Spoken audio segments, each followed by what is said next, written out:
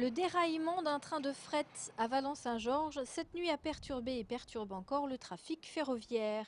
En tout début de nuit, vers 1h40, un train se dirigeant de Troyes vers Romilly-sur-Seine a percuté une remorque plateau d'une entreprise valentine. Le matériel, normalement parqué sur le terrain privé de l'entreprise de transport, contigu à la voie SNCF, s'est retrouvé en pleine nuit sur la voie.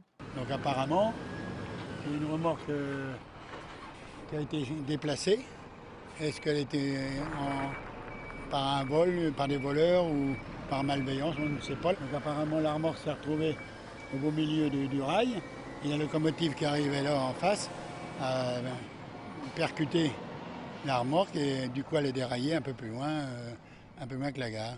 A priori, c'est un vol qui aurait mal tourné, la remorque ayant été déplacée et les portes des hangars avoisinants ayant été retrouvées ouvertes.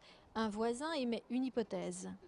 Les portes des hangars étant ouvertes, on suppose qu'il y avait des voleurs ou des gens bien intentionnés qui voulaient certainement voler la remorque ainsi que peut-être un véhicule pour pouvoir la tracter.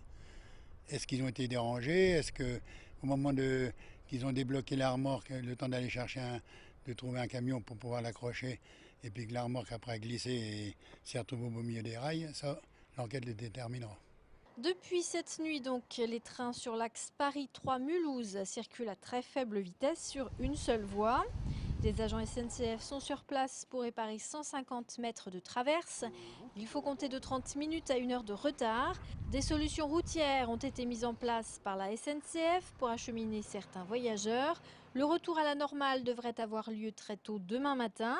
Et pour tout renseignement complémentaire, vous pouvez aller sur le site www.ter-sncf.com.